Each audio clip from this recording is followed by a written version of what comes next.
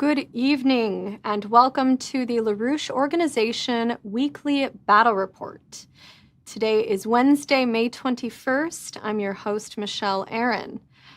While preparing for this weekend's conference, this week the LaRouche Organization and Schiller Institute engaged in a series of interventions, including on the situations in Israel-Palestine, the peace process for Russia and Ukraine, and the question of war versus peace between the United States and Iran.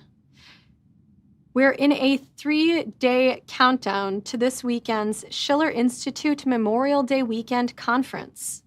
In-person registration has closed, but you can still watch the panels of the conference over the internet. Help get the word out on this conference and its importance. All 6 panels of the conference will be available live in both English and Spanish. Register to get access via Zoom to German and French interpretation for the morning and afternoon panels.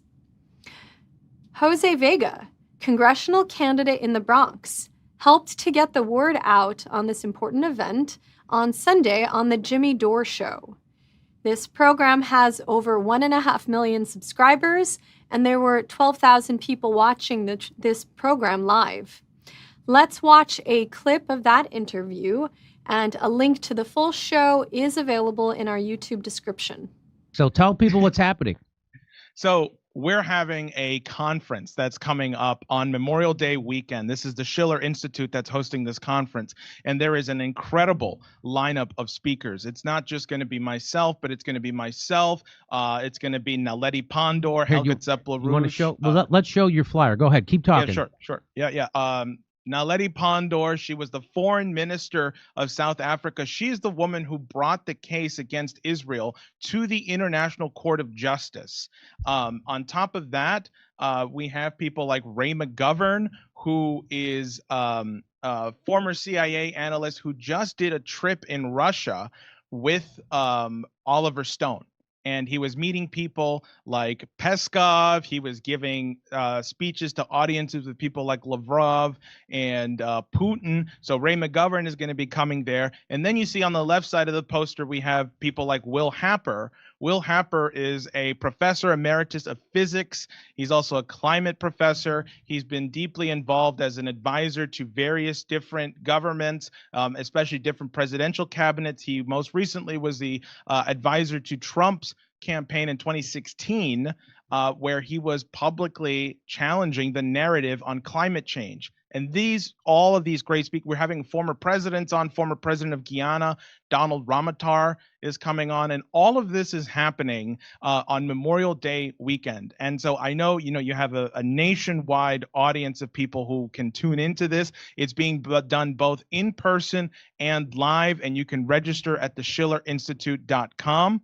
The purpose of this conference is, look, we have a beautiful vision for humanity, and times are tough right now. Things are turbulent.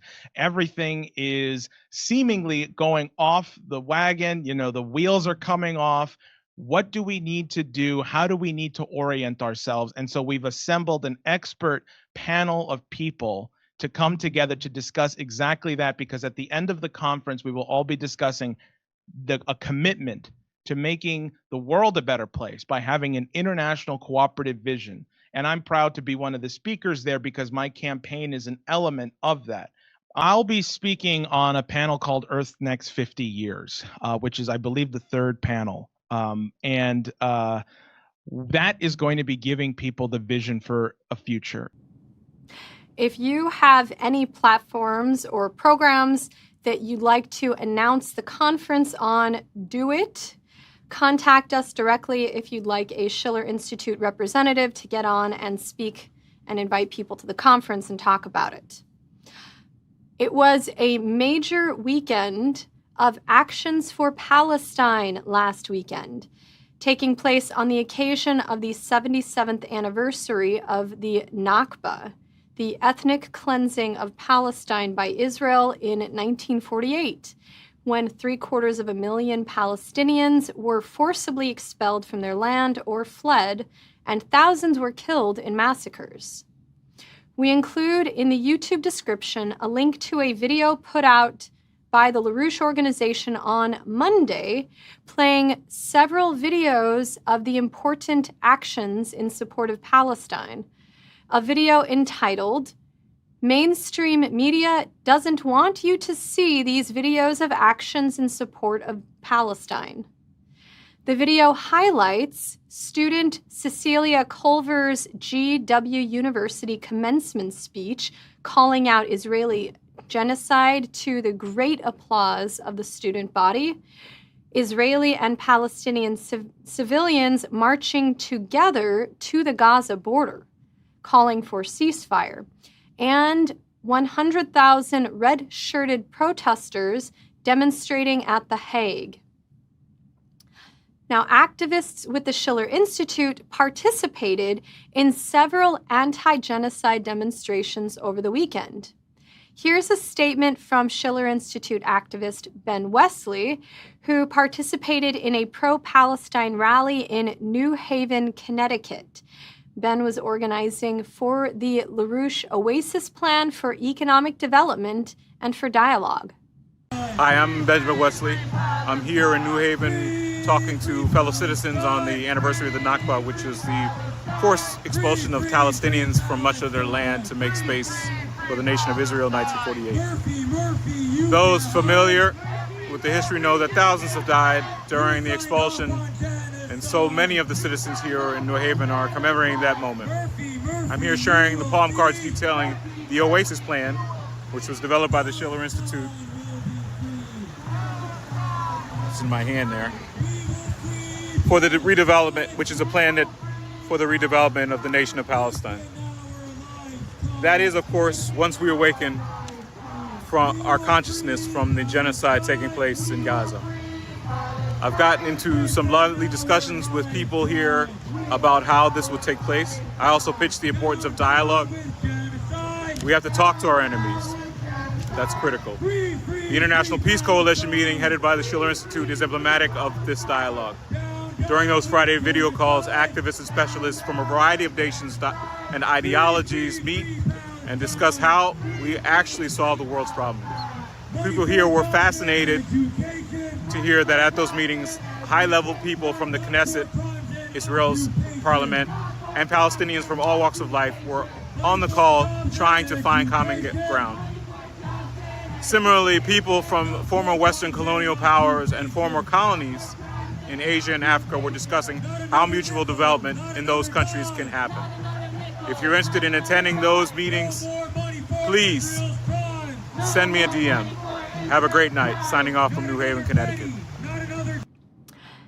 Today in Houston, the LaRouche Organization took an important action in defense of the potential for peace between the United States and Iran, as well as the defense of a wrongly persecuted individual.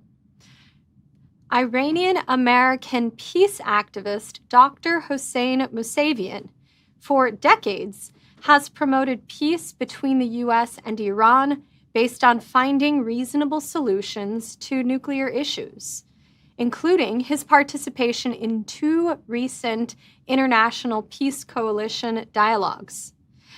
Nuclear energy for peaceful purposes is essential to a modern economy. All nations have the right to nuclear energy. And as Dr. Mousavian emphasizes, Iran will not give up that right. Senator Ted Cruz from Texas, now head of the Senate Foreign Relations Committee, has recently taken actions against Mousavian for his stance. He called up Princeton University, where Dr. Mousavian is a professor, to demand his removal. And last week, he appeared on Fox News to call for Dr. Mousavian's deportation. Cruz called Mousavian an agent of a terrorist government. Dr. Mousavian has invited Cruz to a public debate, which request has not yet been replied to. This morning, the activists of the LaRouche Organization in Houston held a spirited early morning rally at the downtown federal building to draw attention to this issue, complete with banners that were seen by everyone driving down Louisiana Avenue at any time after 7:30 a.m. during the morning rush hour. They handed out flyers and briefed passersby with a bullhorn. This is also the building where Senator Cruz's district office is.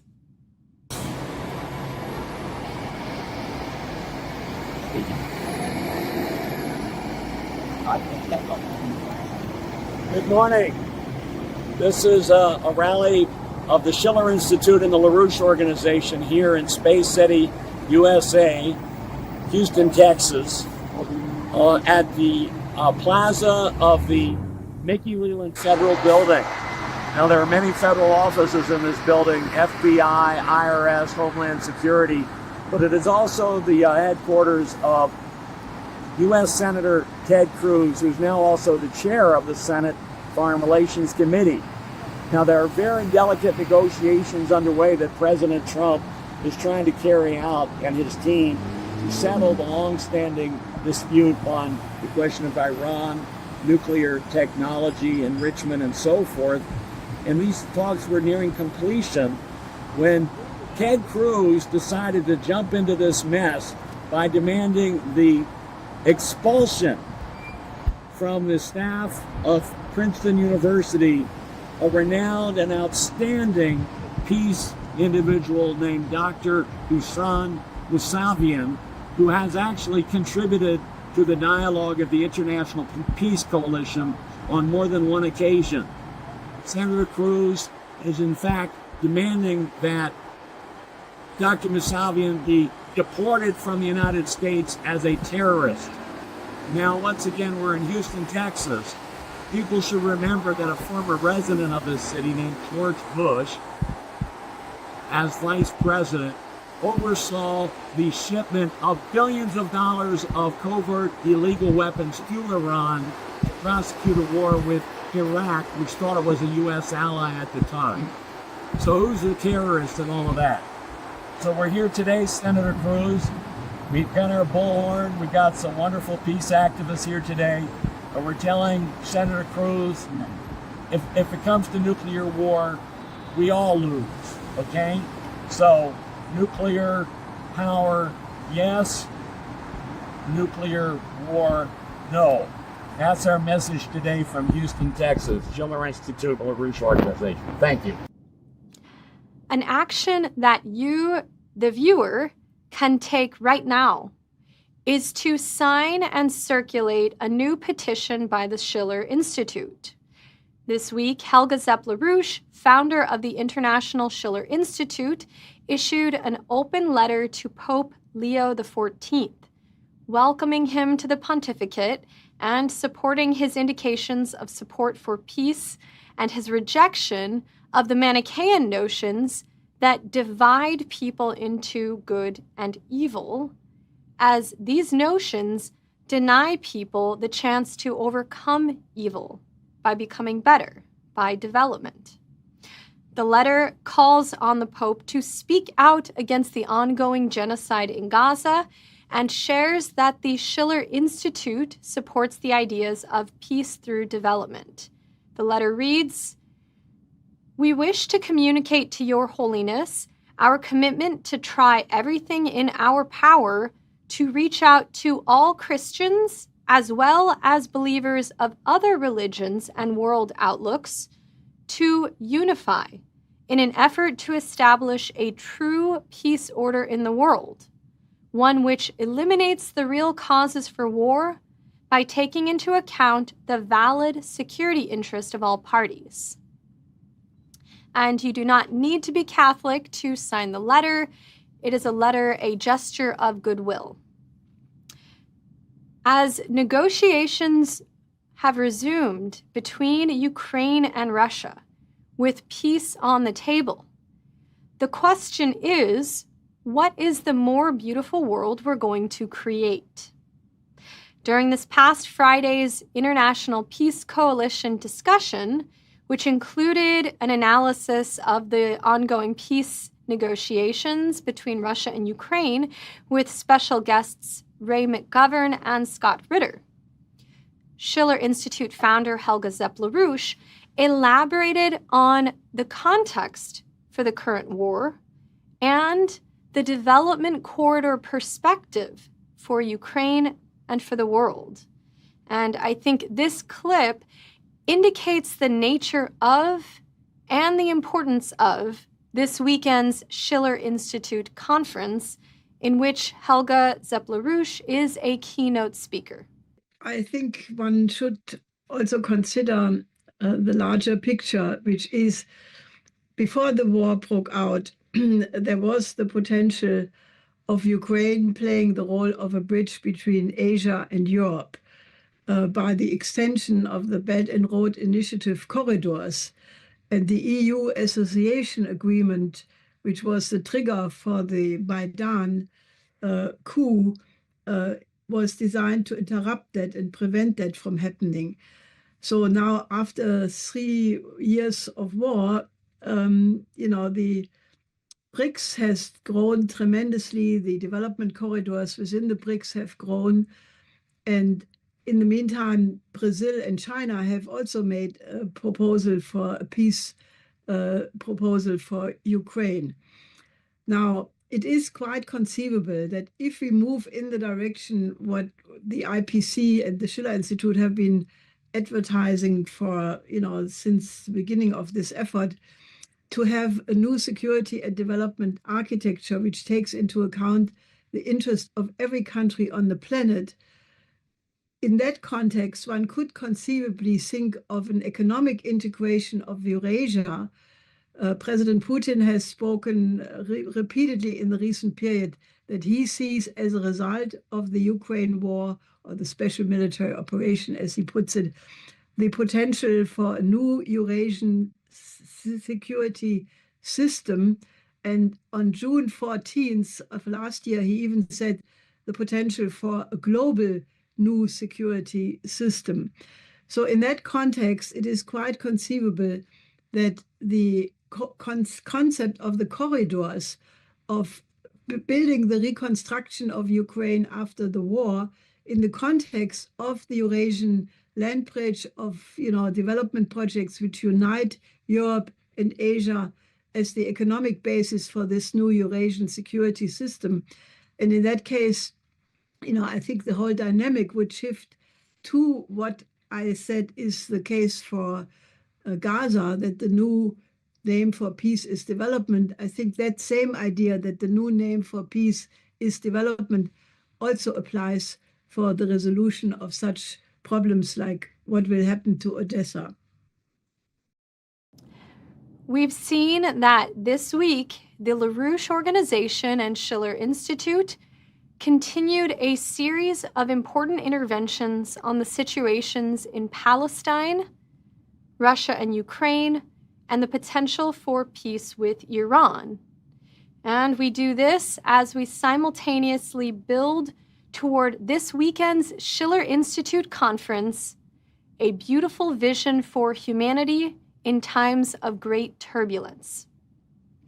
That's what we have for this evening. Thank you for tuning in, and we will see you both next week on the Battle Report and this weekend at the Schiller Institute Conference.